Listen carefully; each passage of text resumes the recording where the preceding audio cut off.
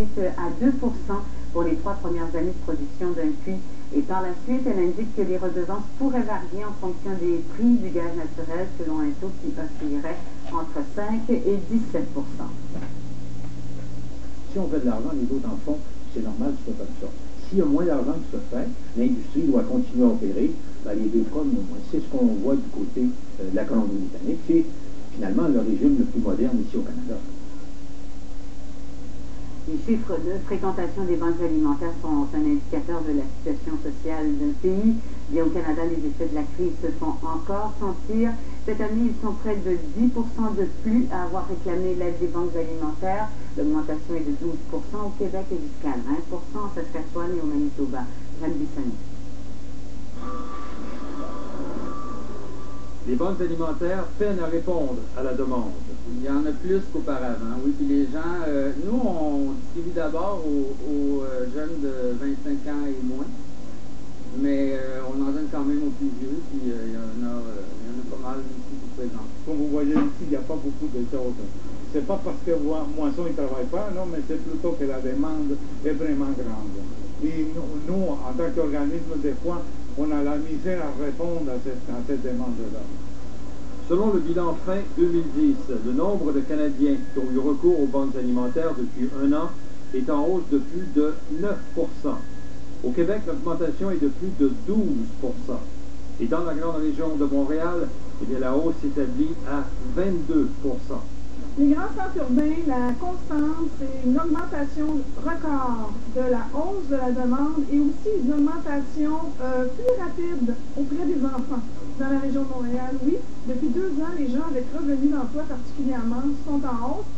La crise économique a fait mal. Les citoyens démunis, même ceux qui ont des revenus, souffrent toujours. Quand on voit des propriétaires qui vont aux banques alimentaires, c'est qu'ils sont confrontés à dire est-ce que je paye l'hypothèque ou je perds la maison et je nourris mes enfants. Alors ça, c'est des drames qui sont vécus régulièrement. Les banques alimentaires du Canada souhaitent donc une augmentation de leur financement. Au Québec, ces organismes souhaitent en plus que le gouvernement accorde un crédit d'impôt aux entreprises qui font des dons, un peu comme c'est le cas dans certains États américains et en Ontario. Jacques Bissonnette, Radio-Canada, Montréal. Une victoire de taille pour les médecins formés à l'étranger qui déjà pratiquent au Québec. La Commission des droits de la personne statue qu'ils font bel et bien l'objet d'un traitement discriminatoire au Québec. Dans sa décision, la Commission précise que ces médecins sont clairement désavantagés en matière d'embauche comparativement aux médecins formés au Québec. Et pour corriger la situation, la Commission a émis des recommandations aux facultés québécoises de médecine, au Collège des médecins et au ministère de la Santé. On va parler maintenant de la tragédie au Mexique survenue dimanche. Il semble maintenant là, que l'hypothèse de la concentration de gaz sous l'hôtel, ça a été écarté, ça. En fait, la nouvelle hypothèse qui est avancée pour expliquer ce qui s'est passé, cette explosion là, dans un hôtel de Playa del Carmen dimanche, c'est que l'accumulation de gaz à l'origine de l'explosion serait dû à un manque d'entretien des égouts. Voilà. Et des experts estiment que la présence d'un marécage qui laisse échapper du gaz ne suffit pas pour expliquer ce qui est arrivé. Le gaz se serait accumulé dans les égouts avant de s'échapper par une conduite brisée. Par ailleurs, le gouverneur de l'État a décidé de poursuivre en justice la direction de l'hôtel qui aurait empêché les enquêteurs d'accéder au site. L'armée aurait été obligée d'intervenir et d'accompagner le groupe. Et le choléra, qui a fait plus de 1000 morts en Haïti, a maintenant atteint le pays voisin, la République dominicaine. Un premier cas confirmé de choléra a été rapporté près de Punta Cana. Il s'agit d'un Haïtien qui est revenu en République dominicaine après avoir passé 12 jours dans son pays. L'homme a été hospitalisé. La République dominicaine a pris des mesures sévères pour éviter que la maladie n'apparaisse dans le pays, entre autres justement en limitant l'entrée des Haïtiens et les échanges commerciaux avec son pays voisin.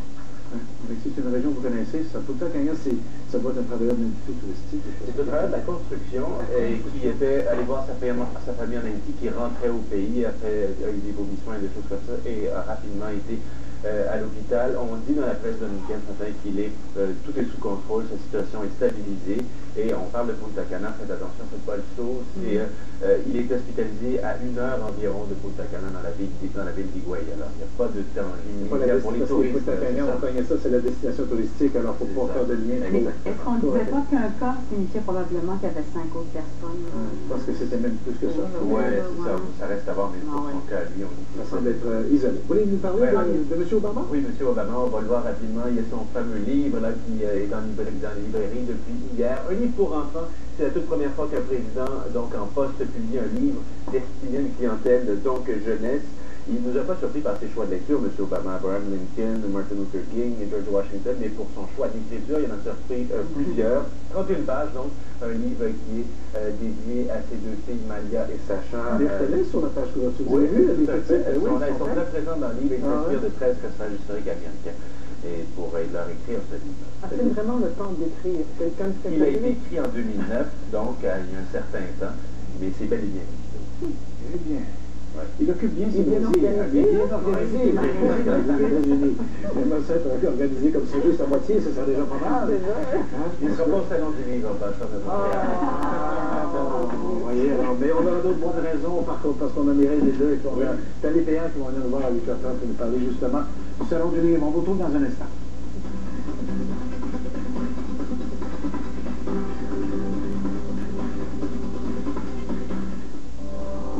Ils sont tous spécialistes et font équipe avec Marie-Claude Lavallée sur le plateau de RDI Santé. Chaque matin, ils vous offrent des renseignements utiles sur des sujets qui touchent concrètement votre santé. Prenez rendez-vous avec nos experts pour connaître les plus récentes nouvelles du monde médical et obtenir des réponses à vos questions. Tout ça, c'est vraiment là, tout réglé. RDI Santé, en semaine 9h, sur RDI. Certains disent que nous créons les véhicules les plus robustes, les plus fiables et les plus exaltants à conduire. Mais chez Mitsubishi, nous pensons que nous créons beaucoup plus que cela.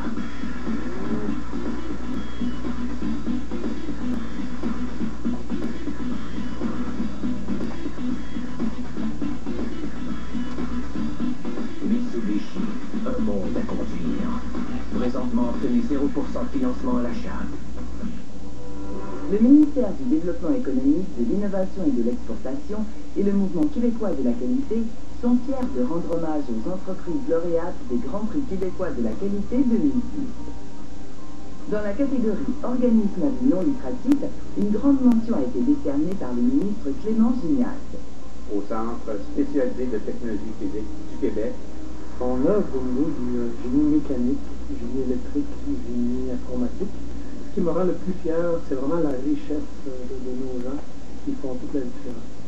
Chacune des personnes chez nous est importante. Ce qui est fascinant, c'est qu'ils peuvent être plus exigeants de nous-mêmes au niveau de la direction, ce qui démontre leur engagement. C'est une reconnaissance, c'est un témoignage de ce que les dernières années ont été chez nous. Et aujourd'hui, ça nous propulse vers l'avant en nous indiquant de façon très claire qu'on a fait des bons choix. Je pense qu'ils vont en être très très fiers, tout comme moi d'ailleurs. Et si c'était votre entreprise? Participez au Grand Prix québécois de la qualité, la plus haute distinction remise par le gouvernement du Québec aux organisations les plus performantes. Déposez votre dossier de candidature avant le 2 mars 2011. Investissement Québec et Aluminerie Alouette, la Commission des partenaires du marché du travail, PACAR et le ministère de l'Agriculture, des Pêcheries et de l'Alimentation sont fiers de reconnaître l'excellence des entreprises québécoises.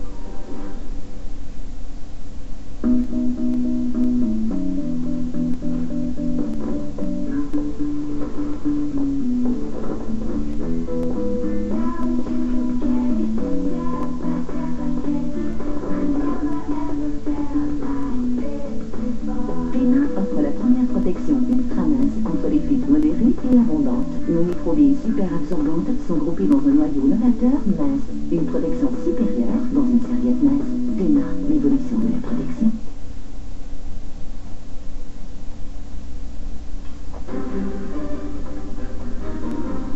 Bon, on va passer aux prévisions du temps et ce qui pleuvait tout à l'heure quand on est entré, hein? Exactement. Hier, vous vous souvenez, j'ai dit vers 21h, 23h, peut-être 22h, la pluie va commencer. Ben, ça a commencé avec un bon coup d'envoi sur Montréal.